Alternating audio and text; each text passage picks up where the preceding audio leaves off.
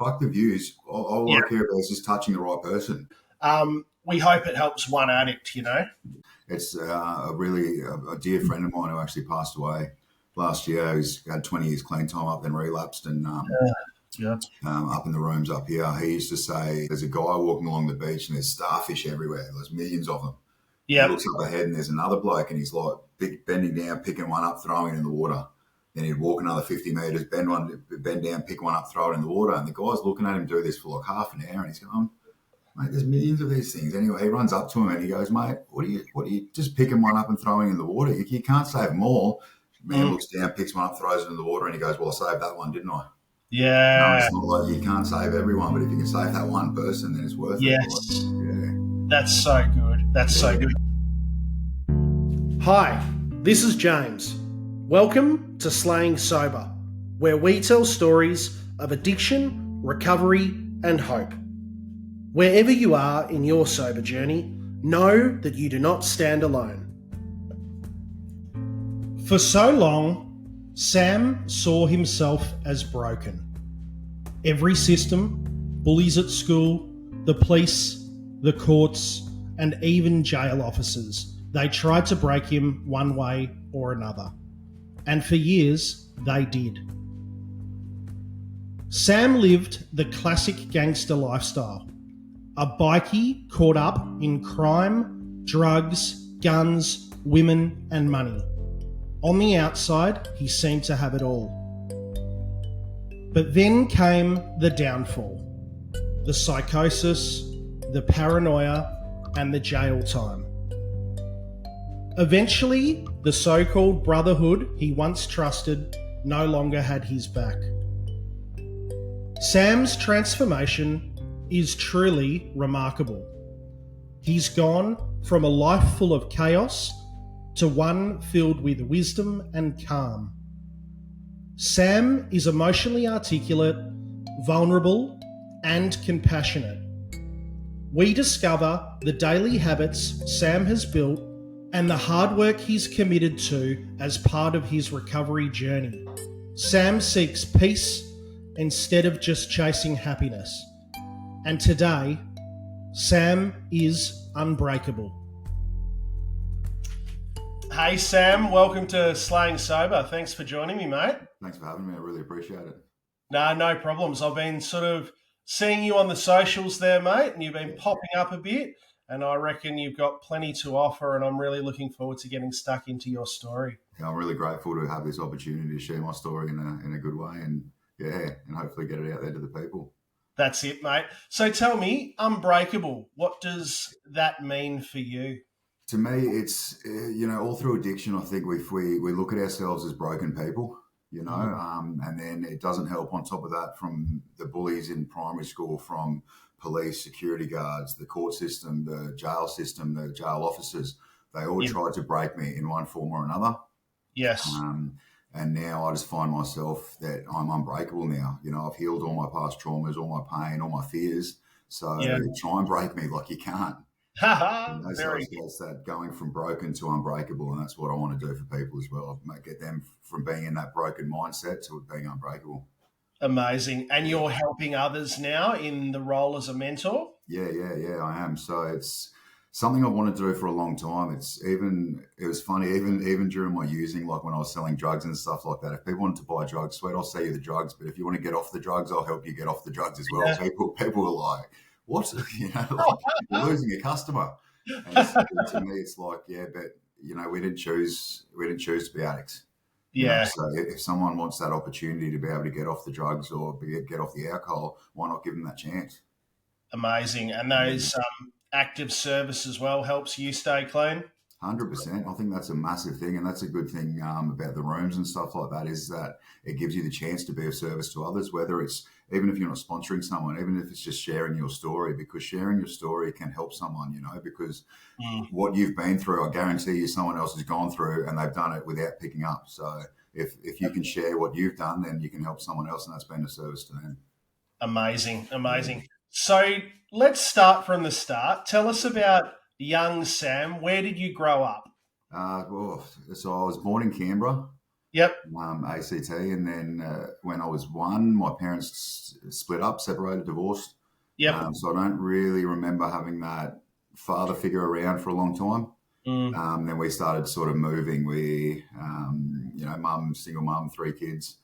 Yeah. Okay. So you were a bit displaced as a young fella. Yeah, 100%. It was like that sense of security and not knowing where I was going or anything like that. At the time, I didn't realise that, but now looking back, I can understand the feelings it was going through a young child's mind, And that was no fault of my mum's. She's a lovely lady and just doing the best that she could. Yeah, Yeah, yeah, absolutely. We learn that about our parents, don't we? That they were doing the best with what they had to 100%. provide for us. Yeah. And you had two siblings as well. Yeah, so I've got a older sister and older brother, and then my dad actually remarried, and I had an older stepbrother as well, who me and him Okay. were extremely close as well. Yeah. Yeah, okay. There Yeah. you go. Okay, so when did you start first using drugs, Sam? I remember I was going to a PCYC blue light disco. And Yeah. and I sat outside the bottle shop up the road from mine. I had $50, and I sat outside there for like 2 hours asking everyone that walked by, "Mate, can you buy me some alcohol? Can you buy me some alcohol?" And I finally got this guy, and he's gave him the money. He came out with a bottle of Bacardi 151, and he's given it to me, and I thought I was the king. Like, I was the man. All the boys were going to love me. All the girls were going to be like, "Oh my God." And And I how ended old were you then? up, How old were you then?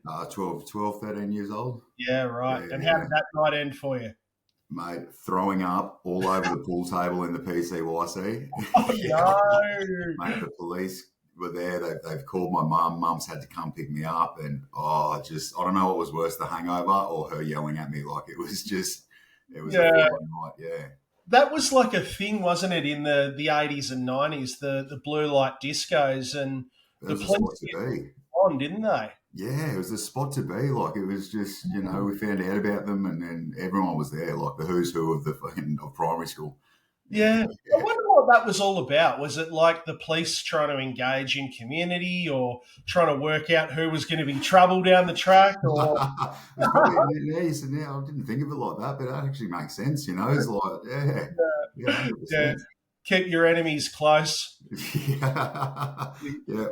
Yeah, And, and yeah, so- what's your name? Yeah, we'll write that one down. We'll yeah, see you in 5 years' time. yeah. Yeah. And how did things progress for you then in your usage? The alcohol I didn't really enjoy the alcohol too much. It was, Yeah. it was around that time I was seeing my dad a lot more. I remember starting to see my dad a lot more. He was down in Sydney, and he was Yeah. an alcoholic. Now, so it's not something I really liked, Mm. But then at the same time, I was going through a lot of bullying at school and stuff like that. Kids can be really cruel, Yes. and so I just wasn't fitting in anywhere. I just didn't know who I was as a person. Mhm. It was. Now I look back at it, it was a really scary time in my life. Yep. Not having friends, and then the friends that I did have, when they were around the people that bullied me, they would bully me too. So it was like, that's when those core beliefs start coming through. Of, I'm not worthy, I'm not good enough, no one Yeah. likes me, I'm not a good person, and stuff like that. And it's from there, it was, I remember going down and visiting my dad down in Sydney. My stepbrother was there, and I absolutely idolised the guy. Like, he was big in the party scene. He was, Yeah. big in the drugs and all that kind of stuff. And I sort of told him what was going on, and I remember him looking at me, and he goes, "Just stop being a pussy and punch him in the face." That's I'm fun, like, mate. "Oh, yeah." And he goes, "Do you know how to punch?" I was like, "Nah," like, and so he taught me how to punch and that. And I remember going back to school, and there was this kid there, and he called me, it was Sam Jones Bones. Like, it was the stupidest name in the world, but he got to me at the time. Yeah, I yeah. was on smack. Right. And just, like, everyone was like, and from then it was like, that's when I realised, because it was such a young age, that violence sort of solves everything. Mm. Which is it's not a good thought to have at that age, but Yeah. and from there I started hanging around kids that sort of were doing the same thing, that weren't accepted by the norm. Yep. They were on the outskirts of the society, outside of the school, outskirts of the school, and that. So I started hanging around them, and they were doing pot and stuff like that. And I remember the first time I tried pot, it was behind at Cooperoo, it was behind a shopping centre there, and Yeah. I remember it, and I just remember sitting on the bus on the way home and just feeling at peace within myself. Like Yeah. I didn't have to wear this mask. I was just happy. It was the Yes. first time I remember being truly happy. Because your mind was settled, or because you had connection socially? I think with both, it was just I wasn't worrying about the future. I wasn't worrying about the past. I was just in the here and now, and I was just, I was laughing, and it was that, yeah, when you first try pot, it's like in the movies, it's Yeah. yeah, and it Yep. was just that, yeah, and my mind just slowed right down, because my mind's a million miles an hour constantly. I've got ADHD, and Yeah. yeah, it slowed it right down. So it was just that really good feeling, yeah. Yeah. Yeah. So you were at peace. Oh, yeah, I was at peace, yeah, yeah. And how long's it? Have you been looking for that same feeling since? You know what? Up until recently, I haven't been chasing peace. I've been chasing happiness. Yeah. Okay. It was only up until recently. There's a Shaolin monk, a guy that I follow. He actually said it perfectly. He goes, I don't chase happiness, I chase peace. Because with happiness comes sadness, comes anger, comes grief, comes jealousy. So if you're only chasing happiness, when you get those feelings, you're going to feel disappointed in yourself, because it's like, shit, I Mm, failed. But if yes. you're just chasing peace, if you're at peace, that whatever emotion comes through, life's Yeah. a lot easier. It becomes so beautiful. It's such even, I had an auntie pass away last week, and just going through the grief and letting the tears flow and stuff, and just being at peace with the process was just such a liberating feeling. It's I can really relate to that as well. Like if Yeah, happiness is up here and yeah, sadness is down here, yeah, to truly feel the highest of happiness, you have to feel the highest of sad.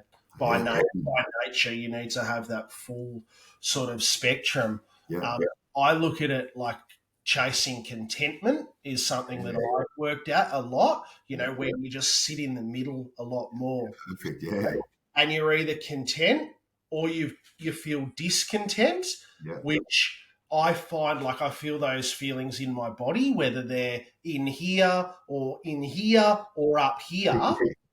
And now that we're sober, we have to sit with that. And Yeah, I go, what is that feeling? Like, yeah, am I hungry? Am I tired? Or what's going on up here yeah. that I need to address to feel more content? Yeah, that's it. Yeah.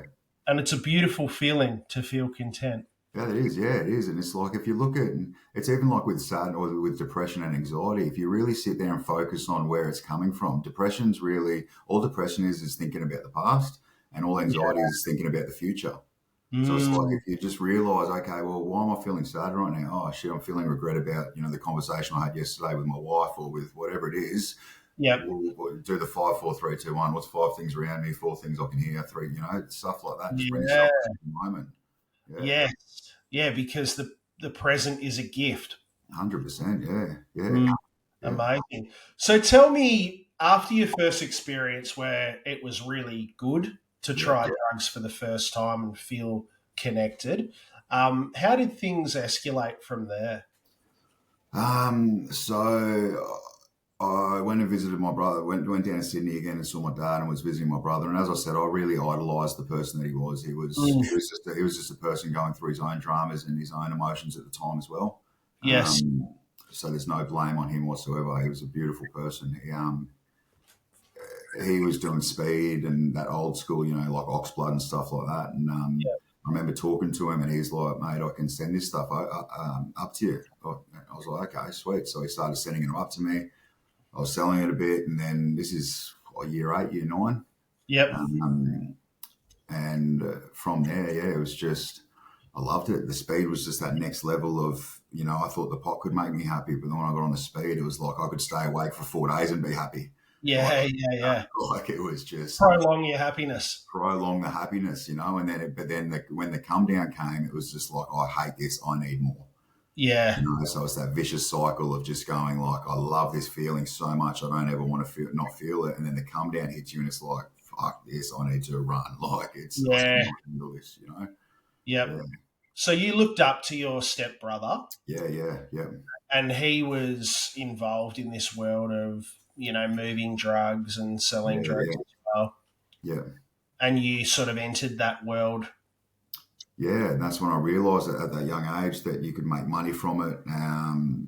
and make it, because it was such an expensive thing for a young kid. So it was just like, well, if I can make money from it, then I can sort of have mine for free, Yep. and stuff like that. And then what I started to realize was that when I sold drugs, that more people wanted to be friends with me.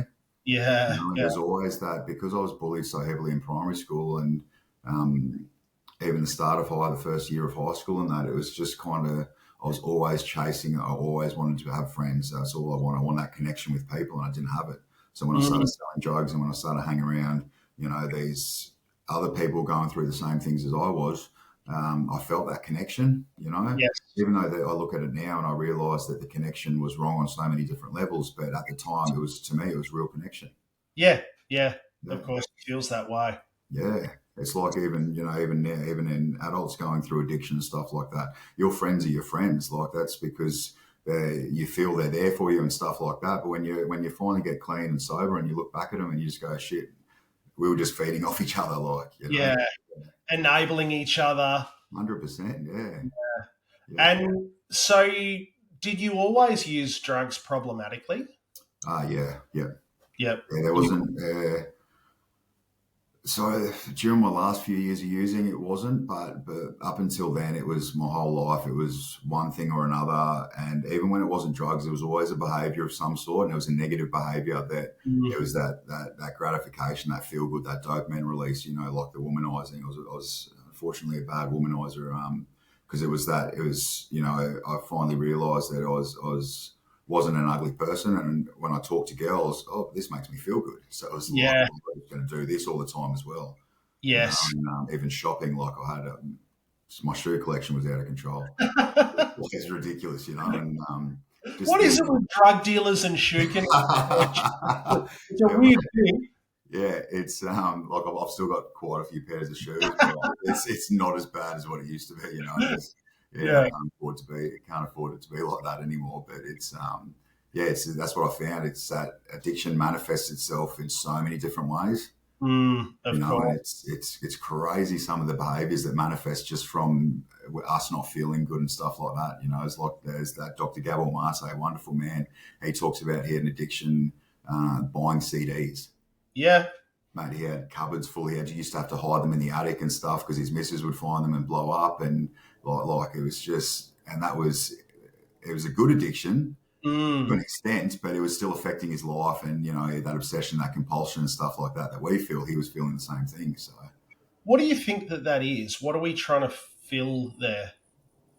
I think it's chasing that happiness. It's always chasing that happiness in outside sources, that dopamine release, that just filling that void, because we don't feel enough, we don't feel worthy, we don't feel confident in what we have or what we're able to do at the moment. So it's just like, well, if I just go get this will make me happy. If I just get that'll make me happy. Or when I get this, that'll make me happy. And it's like, but then you get it and you're not. So then you tell yourself, shit, maybe I need more.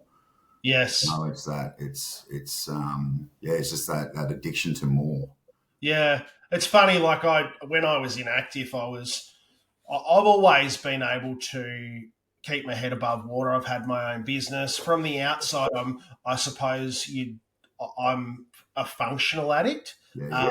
So I've had money and shiny things around me in a lot of my life, but it was inside that I felt empty. Yeah. And some of those things, like take the wife to Paris, take the wife to New York for her birthday. Like, they were pretty sort of grandiose things. Yeah. But they were for show, a lot of the time. Yeah. Whereas this afternoon I'm taking my daughter away camping, and I'm looking forward to that just as much as going to New York in many ways. 100%, because you're going to have that pure connection with them, It's just, you're going to be 100% present. Well, my phone's not going to work. Her iPad's not going to work. They're there amongst my higher power in nature, and we'll have to talk. And look, it'll probably be uncomfortable, and we're not sure how many nights will last for, but it's a beautiful thing that I'm looking forward to. Yeah, definitely. Yeah. So when you were taking drugs and selling drugs, this became a way of life for you? It did, yeah. And that's why, because I started at such a young age, it's sort of when you're forming a lot of these core beliefs and the feelings about yourself, it's like that just became normal.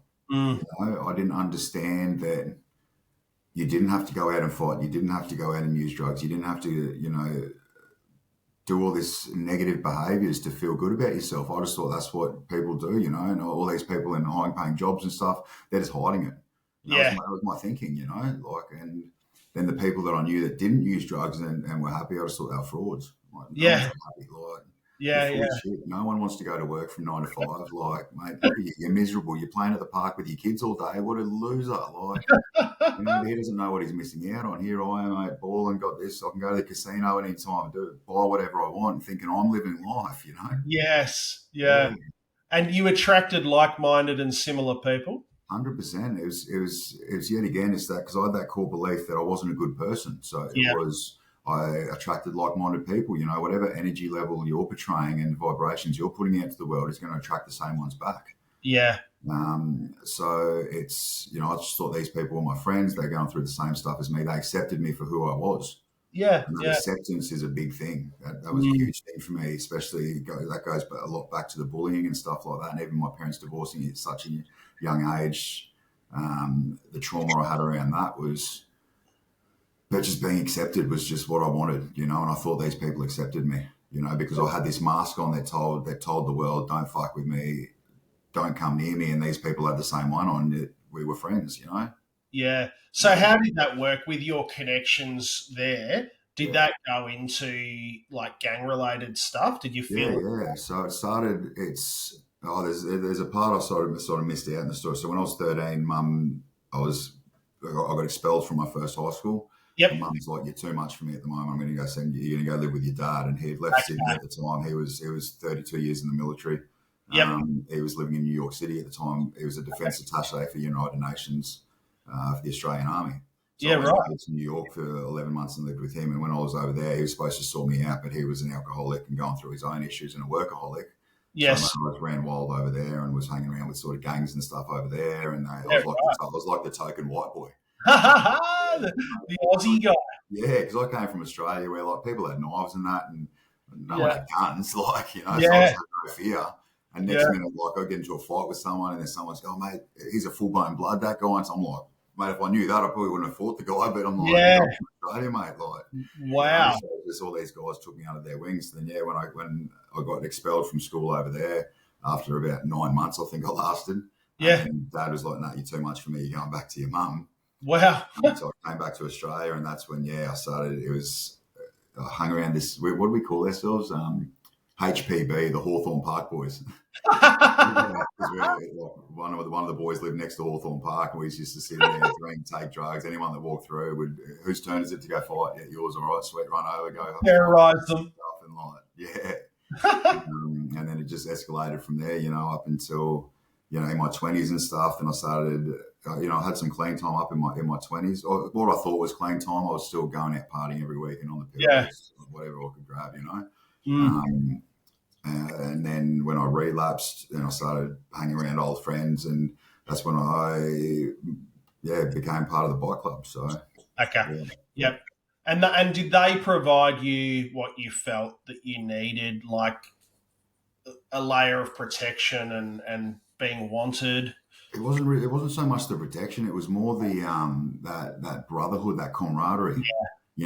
From the outside, that's what I saw. Everyone, going to the clubhouse or having parties on a Friday night. It was about everyone was together, everyone was having fun. We're all like-minded people. So I just thought, this is why all our energies and vibrations were bouncing off each other. So it's like, mate, this is where I belong. Yeah. These people don't judge me for what I do. Like, I could come there covered in blood or do anything, and they would still welcome me with open arms. Yeah. Okay. So you found your people. I found my people, yeah. And did you have like father figures within there? I sense that, you didn't have a father figure in your younger life. Yeah, did you find your person in that group? Yeah, so I found a few people, and it was a couple of the older members and stuff like that. And I looked up to them. I idolised these people, even just before I joined the bike club. Anyone that was older and in the scene that was doing stuff that I liked, I looked up to them as a father figure. And I had a very, very distorted perception of what a man was up until only probably 4 or 5 years ago. Yeah. And to me, a man was the person who's not scared of anyone. Yes. who can be with the most women that he wants to be with, that makes the most amount of money. To me, that was what a man was, Yes. which is really scary. And it wasn't up until, 4 or 5 years ago, I realized that, no, a man works hard and provides for his fucking family. That to me is what a man is. They're honest to their wife. They're honest to their friends. It's crazy that's how we can think just by the people that we hang around with. Yeah, exactly right. So when did it change for you? When did you realise that drugs were a problem and that, your perception of being a man Yeah. needed to change? So the first time it was 2000, I think it was 2013, 2014. I got arrested over some things, and I was in the watch house, and I didn't realise that behind the scenes, my lovely mum was she was talking to the Raymond Hayter Clinic down in Geelong. I was up in Queensland, but she was talking to them, and I was so cooked, I was so off my head in the watch house that I remember it was my birthday. And I'm like, it's my birthday. They have to give me bail. Like, it's a thing, like, not a thing. Like, that's the insanity, right? Mate, yeah. And I've gone out and I've said to the judge, but it's my birthday. And he's like, happy birthday, mate. Like, I was like, what? He goes, look, you will get bail to go to this rehabilitation centre. Only on the condition that someone comes and picks you up, though. I'm not letting you out by yourself. Yes. I'm like, what? And then anyway, so I'm back in the watch out, back in the cells, and I'm sitting there, and they've come grab me, and they've given me my stuff, and like I was putting my stuff on, I remember, and I've gone to put my shoes on, my shoelaces weren't in my shoes. Yeah. So I've gone off. I'm like, mate, you fucking thieves, where's my fucking shoelaces? Like, give me my shoes, stole them. Like, just going. And they're like, mate, your shoelaces are out in the lobby. And I'm like, oh, fucking, thank you. Like, and so I've walked out. Shoelaces aren't out there. There's just this guy that's come up from Melbourne who's a wonderful man. He's a really big pillar in my recovery. And he was standing there, and I was like, "Where's my shoelaces? Like, you lied to me." And in my head, all I was thinking was, I don't care who this guy is. Mate. As soon as I get out these doors, I'm hitting the legs and I'm gone. Like, come catch me. Yeah. And, I'll just go back to the boys. I'll go back to that world, and I'll just keep doing what I'm doing. Yep. And this man, he goes, mate, look, your shoelaces. He goes, I've got them. He goes, I'll put them in my bag. They're in the taxi. Just jump in the taxi. We'll sort it out. And I'm like, oh, sweet, thank you. Like, and so I've gone out. I jumped in the taxi. I'm like looking around. I'm like asking the taxi driver, "You see my shoelaces?" And he's like just giving me weird looks. And then the guys jumped in the car next to me, and he's like, "To the airport." I was like, "What? You lied to me." And it was the first time he started out. He actually, when I looked at him, he was looking back at me, and I felt he was looking at me as a person. Yeah. He wasn't looking at me as a criminal, as a drug addict, as anything. He was just looking at me as a person, and it was with compassion and sort of kindness in his eyes. I don't know. So I sat there and sort of go, I don't know. There's that instant sort of trust I had there. It was I can't even. It was weird to explain because I'm not a very trusting person in those days. Yes. But I had this feeling about him that I could trust him. Yeah. What did he say to you to make you trust him? Mate, I've been there. I know how you're feeling. And at first I was like, and then he started telling me a bit of his story and stuff. I'm like, oh yeah, like this guy's not just someone who's read in a book that drugs are bad or anything like that. Yeah. It's just like, mate, even if you come down, just try it out for a week. Who knows? You might like it. And stuff like that. And he was actually listening to me. When I was talking, I could see he was actively listening. Yeah. He wasn't just waiting to answer or anything like that. When I asked him a question, he wouldn't just blurt something out. He'd think about it and then tell me. And it was more, he wasn't telling me what to do or anything like that. He was sort of just sharing his experience with what went on for him. Yes. And coming from that sort of angle, that compassionate angle. Yeah.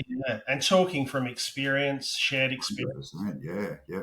So you made it to rehab in Geelong? Yeah, so I made it down there, and I was still very cooked, very cooked. And because you were using in jail at the time? Sorry? You were using in jail? Yeah, well, I wasn't in jail. I was only in the watch house for that Okay. one. But before that, when I was in jail the last time, yeah, I was using in jail, just snorting one of the drugs they have in there and stuff, Yeah. just to escape the place. You know, it's whatever Yeah. I'd do whatever I did in there just to escape the place. Yes. It's that yet again, it's that instant gratification, that feeling good. Yeah. You know, Yeah. when I was lying there, then I don't have to worry about this. I don't have to worry about my family on the outside. I don't have to worry about anything. You know, Numb your feelings. 100%. Yeah. Mm. But you got to rehab in Geelong. Yeah, so I got there and he was trying to explain to me on the plane and stuff, and it turns out he knows like my godfather and that. So they used to own, well, there's still nightclubs and pubs and that down in Melbourne, and Yeah. I knew them as well, which sort of gave me that trust a bit more. And then yeah, he's sort of explained about meetings and how the rehab works and that, and I was like, didn't really understand. Yeah. Anyway, so I've gone there and that first night they're like, all right, get ready, we're all going to a meeting. I'm like, okay, like this is a bit weird, but Yeah. Yeah. and I went to this meeting and it was in Geelong. It was called the Red Room. Okay. And it was because I'm not sure if it's still around or anything, but they turned all the lights off and they put on a lava lamp. Okay. It's a red lava lamp, so the room goes red, and I'm like wigging out at this stage. I'm like, mate, these guys are all cops. Like, you know. And I remember this guy shared. It was an older cleaner down there. Yeah. He shared my story. Yeah. And so Yeah. I'm like, mate, this guy's been following me. Like Yep. this is sus. I do not Yeah. trust this place. Why is it red? And I went to him, and then the meeting finished, and I went up to him. I said, "How long you been following me for?" I said, "Queensland Police, aren't you?" And Yeah. he's looking at me like, he goes, "Mate, you must be from the rehab." I was like, "No, no, mate, I know you're the police." And he's like, "Mate, just stay in the rehab. It'll get better." Yeah. Yeah. Amazing. Yeah, and then I've heard that story quite a few times. yeah. People have come in and they're still like affected by drugs, Mm. and they sit down and they shut up and they sort of hear what's going on around them, and they're like, this is fucking bullshit. Like, is this like coming intervention, or are these guys all actors, or are they police, or like, what is this? You know, they're telling my story. Yeah. And you actually realize meeting after meeting, year after year, the more so you still hear your story in other people. 100%. It's looking for the similarities and not the differences. We've all got the same shit going on in here. Yeah. It all starts with a trauma. It ends up abusing, and then we're all trying to get better. And as we get better, we still have the same challenges, which we can relate and share and talk about as a group and work through. So how long were you in that rehab for? It was supposed to be 3 months, but I got kicked out after, I think it was about 19 days. Okay. Yeah. Like I was miserable down there, and because I was there on bail and I'd come from the watch house, I didn't have a phone, so I couldn't talk to my daughter. The only person I could talk to was my mum. There was just a whole lot of stuff going on, and so I sort of still that fuck authority, and I don't listen to people and stuff like that. I started playing up and just going like, just telling them no.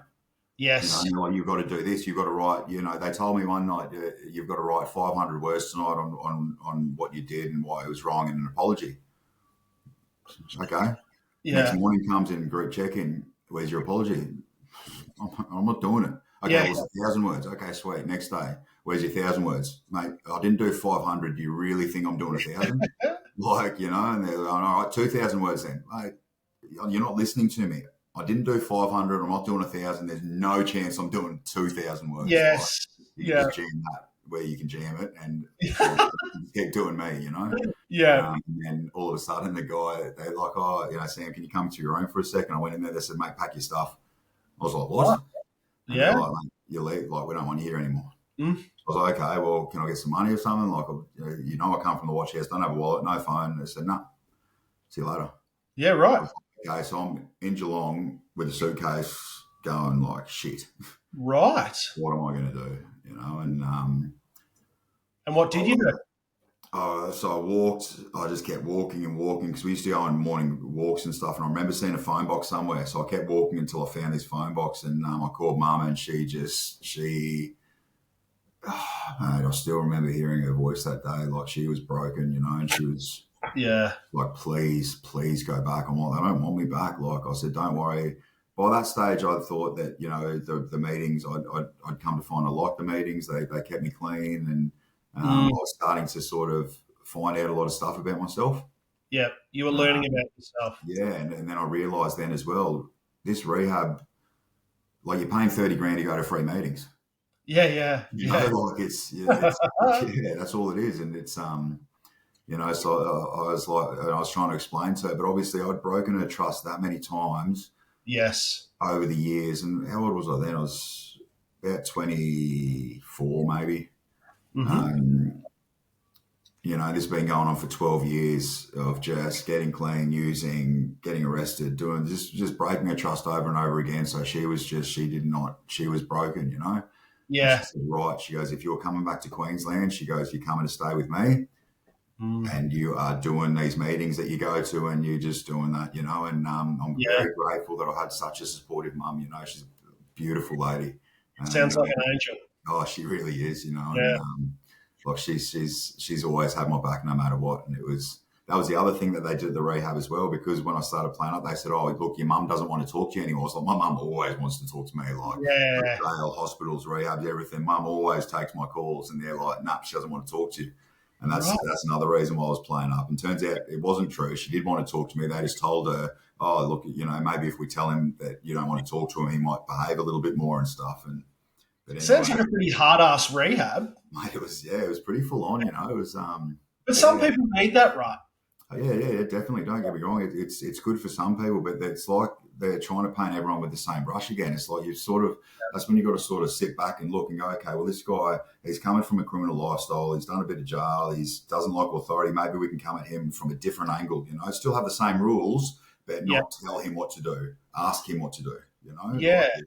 And Well, that's and like, if you've been institutionalized, yeah, particularly incarcerated and whatnot, yeah, um, like a rehab is a form of institution, isn't it? So 100%. Yeah, sounds like that trip you had from Queensland down to Victoria yeah. with the guy that was with you, showing you empathy and compassion and kindness, sounded like that had more of an impact on you than necessarily the rehab straight away. 100%. Even at the meetings, when I finally sort of started trusting, not trusting the meetings, but coming to terms with the meetings and realizing how it worked and stuff. Even when people were coming up to me and just going, mate, how you going today? And Yeah. actually, they wanted to know how I was going. I was like, Mm.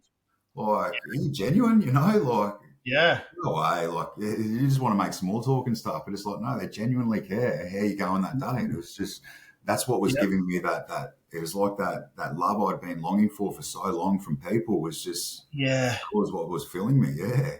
And it's funny, like that compassion that's given to you by others, Yeah. you take that in and are able to be compassionate to yourself. Yeah, definitely. Oh, perfectly said. Yeah. Yeah. I found for a really long time, like I was struggling with being compassionate with myself, Yeah. Yeah. self love, because I didn't have a lot of worth. Mm, I didn't have, like, I was just putting myself through pain. I yeah. was self medicating. Like you were saying, you're pushing down all your feelings, Yeah. and you're like, I don't love myself. How the fuck's this guy love me? Yeah. Then you push them away. Yeah. Yeah, and push them away. Yeah. And it's such a beautiful emotion to be able to express as a man, Yeah. compassion for others. 100%. Yeah.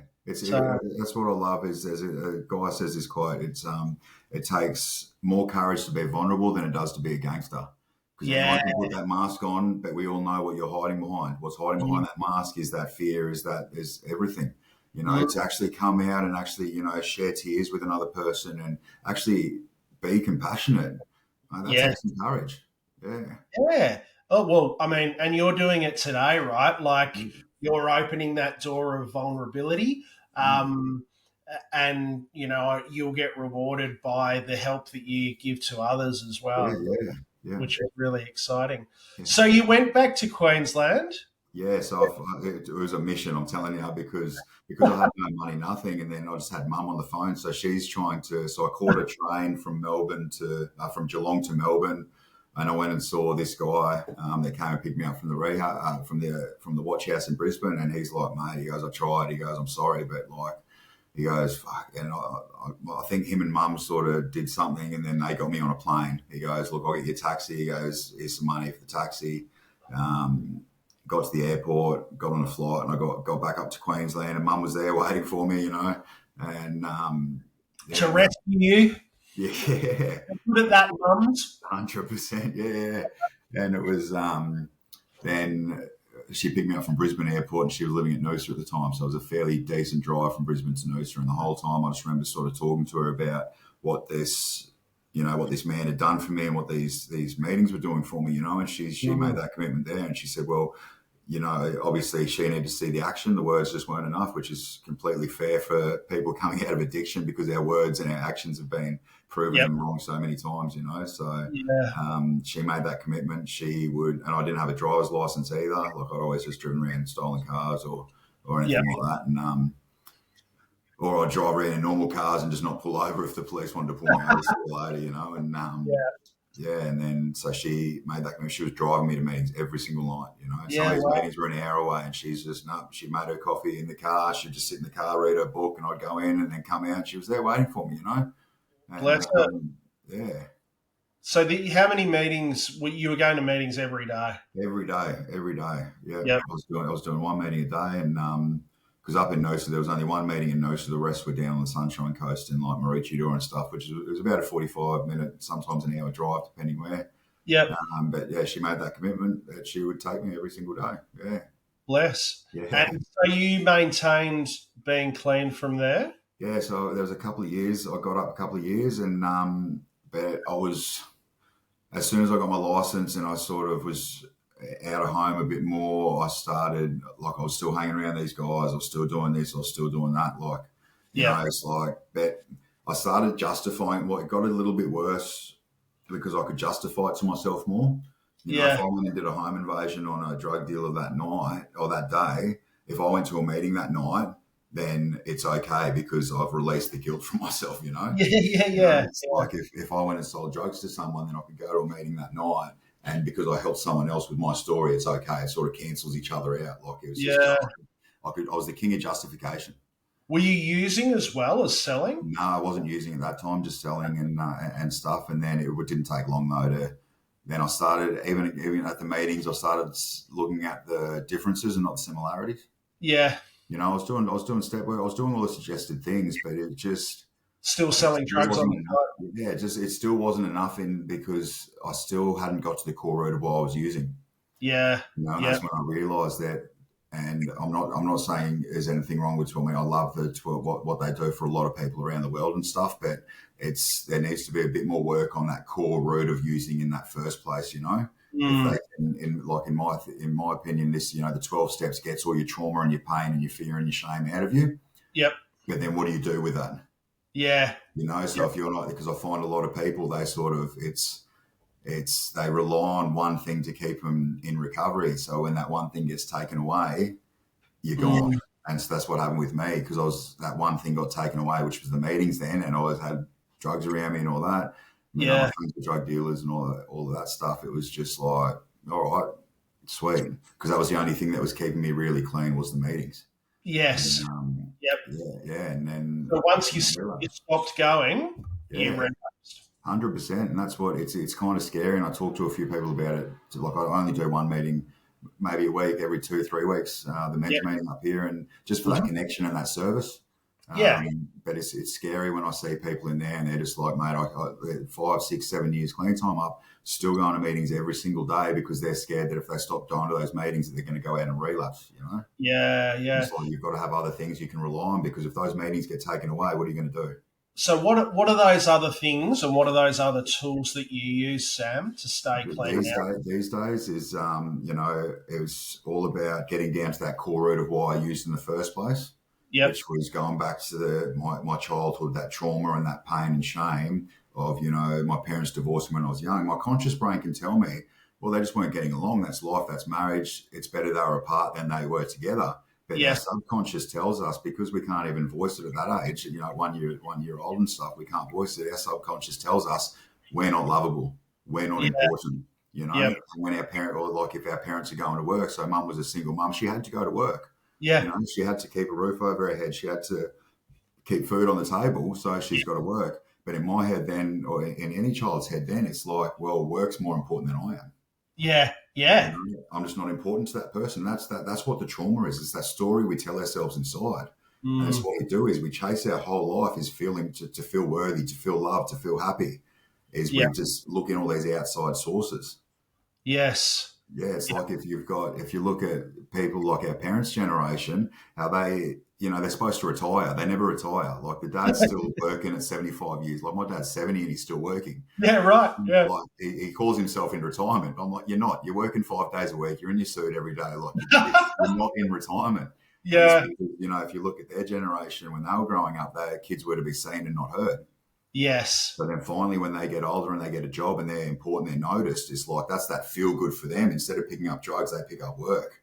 Mm. They get addicted to that because they're seen, they're noticed, they feel good. It's that gratification. Yes. So validation as well. Yeah, yeah. So have you been able to reframe that story of how you felt when you were a child? Like you said, not being loved, unworthy, abandonment, both your parents saying that they can't handle you. They were some of the traumas that you faced. Yeah. Have you been able to reframe that in your healing journey now? 100%, yeah. And it was all about.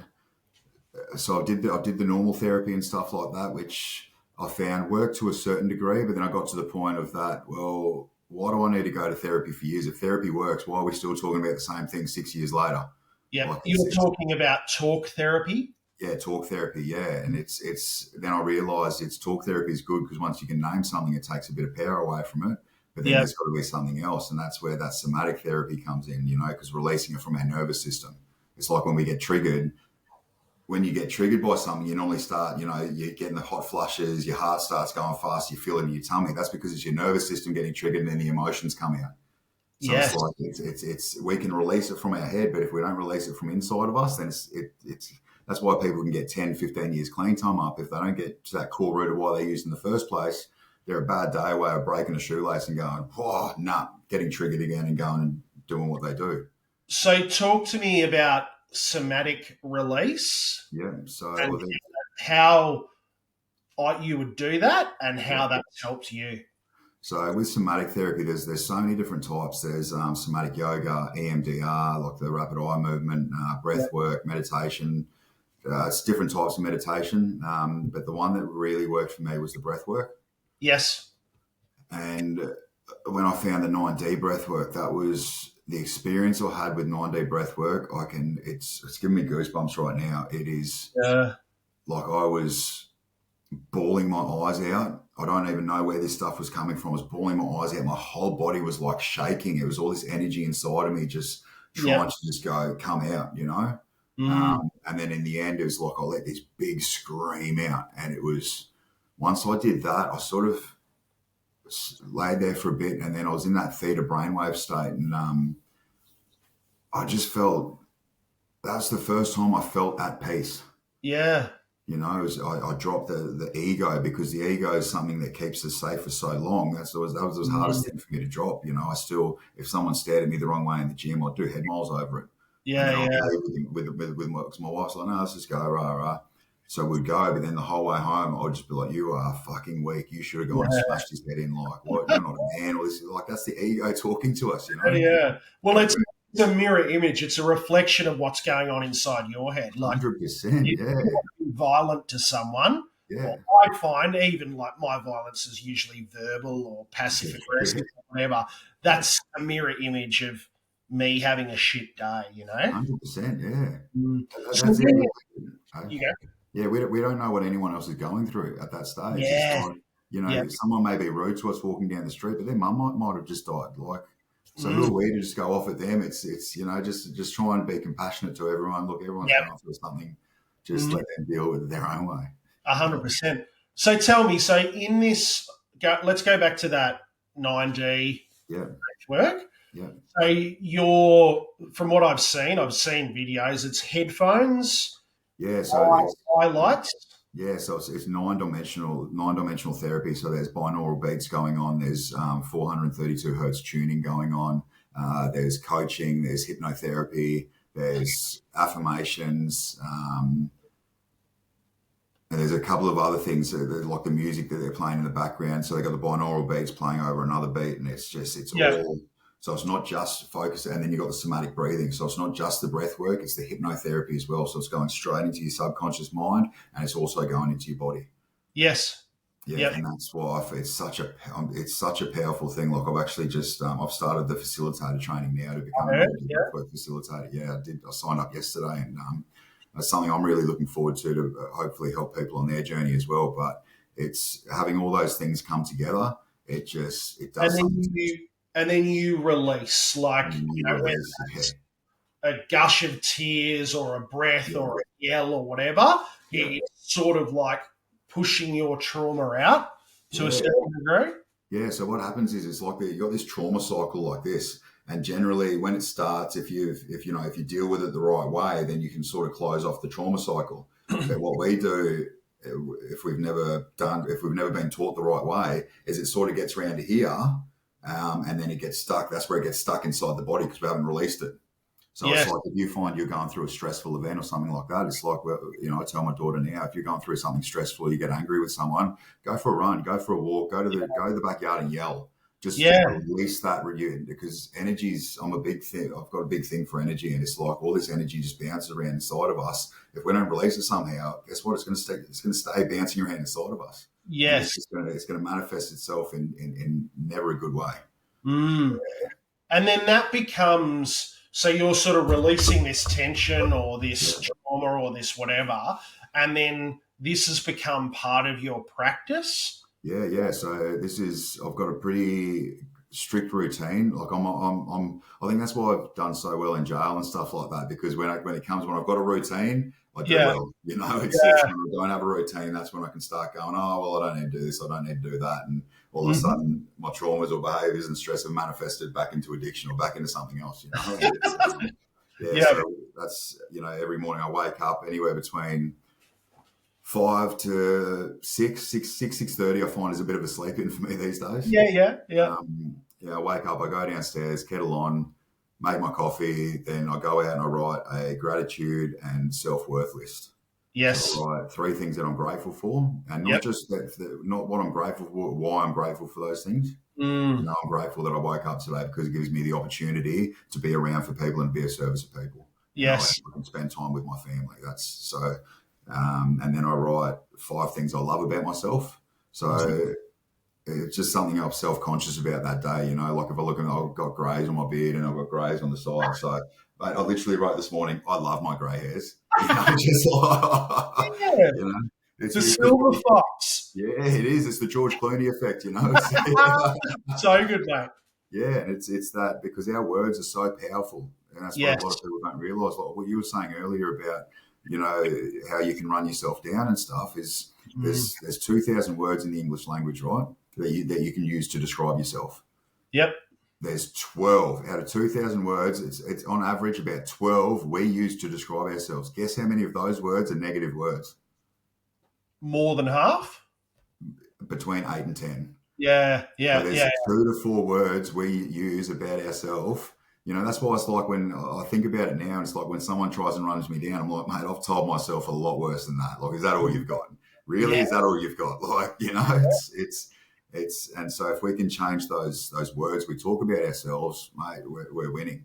So that's why I write those. I love this. I love that. And when I do it, I say it and I believe it. Like, I get in that power pose like that, and I love it. I love my grey hairs, like, and it's, now they don't even faze me. Like I rock them. It's like, Well, and even you talking it now, like, it pumps me up. It sort of fills my lungs up and fills my heart up with love. That self-love. It's very infectious as well to those around you. 100% it is, and it's. So you got your gratitude list, your self-love. Yeah. Bit of movement. You said you went for a walk this morning? Yeah, so I go for a walk. Sometimes my wife comes, sometimes she doesn't. Like she worked late last night, so she didn't come on a walk this morning, but most of the time she does. Yep. And I just sort of take in what's going on around me, and that's I do that 5, 4, 3, 2, 1 quite a bit. 5 things I can see, 4 things I can hear. 4 things I can touch, 3 things I can hear, 2 things I can smell, and 1 thing I can taste. Yeah. Just Very bringing you into the moment. So I'm not thinking about what I've got on for the rest of the day. I'm not thinking about what happened yesterday. I'm just enjoying how good is this? Like, look where I am right now. It's there's trees around. I can hear the birds. I can smell someone's barbecue and taste the barbecue. Like Yeah. yeah. That's so good. That's Yeah, really I come back from the walk and I do my intentions for the day. Yes. And that's the first intention I have for every day is come from a place of love and compassion. Because if I find if I tell myself that, then it just makes it easier doing it throughout the day. Yes. So even when I'm getting angry, I'm getting upset, I'm getting stressed, I can sort of pull myself back a bit quicker. Yep. I'm just like, well, am I working from love right now? No. Am I being compassionate? No. Like, a daughter spills stuff everywhere, and I start freaking out because I've got ADHD and minor autism. So it's like I start freaking out, go to say something, but then I'm like, well, am I being compassionate? No, she's only a kid. Accidents happen. I can clean her up. Yeah. Whereas in the past, I would have just bang. Yeah. And it's a reflection of us, not of them. 100%. Yeah. Very good. Very good. Look, that's what we're about in this podcast as well, is ways that we recover and celebrating not only the journey that people have taken and honouring the journey that people have taken, but looking at what they do to stay sober. Yeah. Well, that's it. And one of those things is, some people look at 12-step programs. Yeah. That's part of my life as well. But like you said before, I think recovery is much more about than just a meeting or just a set of spiritual principles. It's about what you put in action each and every day to help your recovery. And even if you're not in recovery, it's probably a bloody good thing to do, isn't it, really? 100%. It's just teaching you to be a better person. Like, it's in reality, as I said, everyone's going through their own dramas, but if we can just everyone comes from a place of compassion, the world will be a lot better place. 100%. Yeah. You've mentioned 3 ladies in your life. Yep. I'd like to ask you about them. Yep. You've mentioned your mum, your wife, and your daughter. Oh yeah, 2 daughters. Yeah, it's 2 daughters. Yeah. It's my mum. She's really just a beautiful lady who really just tried her best in life, and she's my biggest support person. She's there for me no matter what, It's like, I know I can call her anytime. She'll always pick up my calls. She'll always reply to me. And even now, even though it's been a long time now that she doesn't have to worry about me, she still worries about me, It's what's wrong? I can hear it in your voice, and I'm like, nothing's wrong. I'm just tired, Yeah. And then I've got my wife. I actually got married on Valentine's Day this year. Congratulations. Yeah, thank you. Yeah, she's been there through a lot with me, through jails and rehabs and stuff like that. And she's got my back as well. I know she's someone else that I can rely on when it comes down to if I can just be my real self around her. She doesn't judge me when I cry. She doesn't get upset with me when I'm having a bad day. She picks up on my energy. She can feel it. She helps me out with everything. Like even this morning getting ready, she's like, I'll check the lighting out, make sure the light, and she's just on top of stuff. And it's I've got to learn to listen to her a lot more, I think. Yeah. She tells me that as well, but sounds like you got a good one, mate. Yeah, 100%. It's really good. It's the first adult relationship I've ever had, I think. Yeah. Yeah, which is crazy. It's like, when you're younger, you think you're in love, you think you're in adult relationships and stuff. You're not. Like, it's you're just feeding off each other. It's that toxicity and stuff. And it's, we're both very aware of our traumas, and we're both very aware that we're not victims anymore. Yes. We actively work on fixing those and fixing ourselves. So. And the more that you can love yourself, the more you can give love as well. Yeah, 100%. Yeah, you're not wrong. And your daughters, you said you speak with them every day? Yeah, so my 17-year-old about to turn 18. 18 in December, on December 1st, yeah. It makes me feel old when I say like I had I just turned 19 when she was born, and Yeah. she is a really remarkable person. You know, Yeah. and I was really worried at one stage because you know she never saw me use or anything like that. She saw me high many times. Mm. Didn't understand that I was high at the time, but Yep. you know, but she saw the police come. She saw the raids. She's, you know, when I was in jail, that dad was just at work. And I'll Yes. call her up and, you know, 10-minute phone calls and, oh, shit, I got to go, sweetie. And she's trying to stay on the phone. And, you know, she's begging me to come home early from work and that. It just, so I was really worried that, you know, when I did get clean and when I worked on myself, I was really worried that she was going to go down that same path, you know. Mm. But it's not. She's the opposite. She's Yep. got her head screwed on. Like she's got goals. She's got plans in life. She's got a boyfriend who's a lovely kid. Yeah. Like I'm telling you, if you want your daughter to date anyone, you want your daughter to date this guy. You know? Yeah. Right. Yeah. Like my business partner's daughter's going through that as well, like first boyfriend, and you know there was that, you know, the joke about the shotgun at the front door and all of that. But the reality is that we need to let go of our children, Yeah. and they need to tread their own path. Yeah. But when they have partners, you know, you just want them to align themselves with good people because they're extra eyes for you out there in the field, really, aren't they? Yeah, 100%. Well, it was mate, the first time I met this kid, he was shitting himself. Ex-bikie drug dealer dad just got out of jail, and then he's meeting me. I was like, and they oh no, we're just friends. I'm like, yeah. I went up to him, I squeezed his hand. I said, you fucking look after my daughter. And he's like, yeah, I will. I'm like, I'm fucking serious, mate. You look after her, like, okay, like, yes. That's so good. And now you're here championing him and saying what a lovely guy he is. Oh, mate, he sent me a message a couple of days ago. Oh, Sam, do you think you can vote for me on this? It was some Brisbane best barrister or something. The thing. I was like, yeah, mate, I'll get right on there. Like, we text each other heaps, and it's I've got a photo back here. They got me for it's where is it? It's a photo of me and my daughter, and they've photoshopped his face onto it. That's so good. So they got me that for my birthday, and I was like, yes. It's the gifts of recovery, mate. Oh, it is. It really is. Yeah, just being like, just to think that we missed out on all this stuff for so long. It's just, it's like I don't regret it because I'm not a big believer in regrets and stuff like that. But it's like all I can do now is just enjoy it while we can. It's like, how cool is this? Like, it really. That's why I love seeing people in wanting to get clean and they've got kids. I'm like, yes, like this is so cool. You're gonna love life now. Like it's, you know, Well, I can certainly see the zest for life that you've got, and I loved just hearing, and I could see in your eyes how emotional you were talking about your mum as well.